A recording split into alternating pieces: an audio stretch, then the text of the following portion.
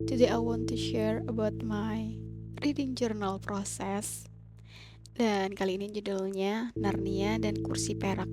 Ini adalah novel Narnia ke-6 dari 7 series Chronicle Narnia. Oke, let's go write the review. Pertama, aku sketch dulu pakai pensil dan penghapus, dan novelnya ini dia. Novel Narnia The Silver Chair. So, mari kita mulai.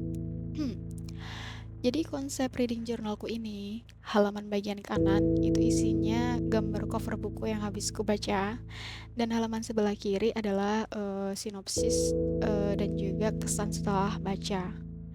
Nah, ini kita bikin dulu sketch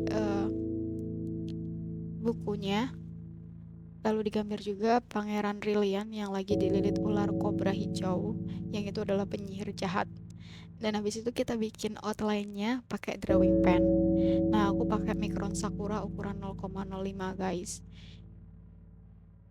Oke, jadi selagi menggambar ilustrasi bukunya, aku mau cerita sedikit tentang isi novelnya.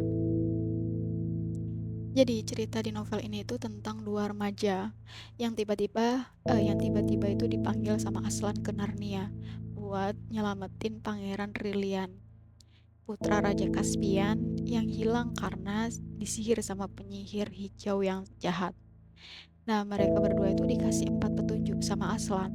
Tapi sepanjang perjalanan, mereka malah sering lupa, ragu, dan salah membuat keputusan karena nggak mengikutin petunjuknya Aslan.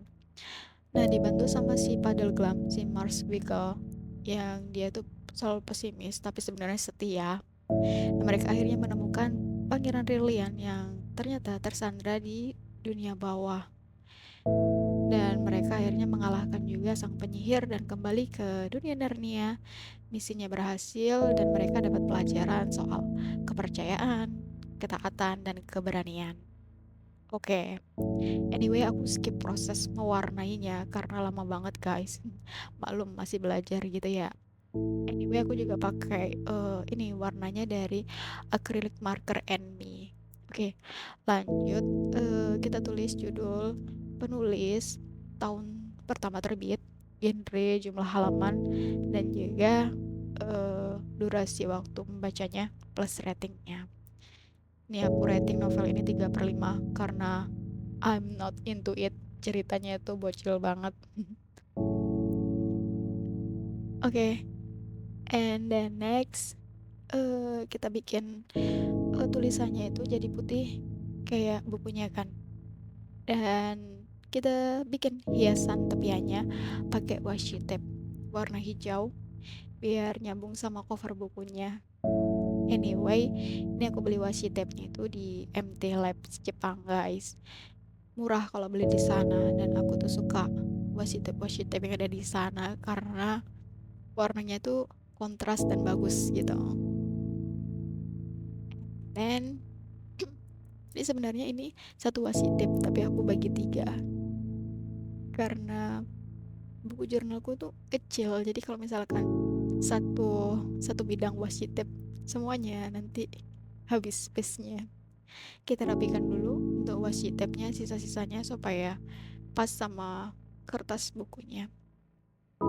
Dan selanjutnya, oh masih belum, ada 2 lagi. Iya, sulitnya journaling itu ya gini, harus sabar karena ada banyak banget proses yang harus dilakukan. Kalau mau journalingnya yang estetik ya. Kalau mau yang biasa-biasa aja sih ya bisa aja sih. Tapi tidak menyenangkan. Oke, lanjut. Tulis ulasannya. Jadi di bagian awal aku tulis sinopsis singkatnya, dan lanjut di bawahnya itu ada kesan setelah baca. Aktivitas journaling baca ini seriusan guys, bikin kita itu lebih mindful dalam membaca. Cobain dan rasain deh manfaatnya. Dan jadi begini nih hasilnya.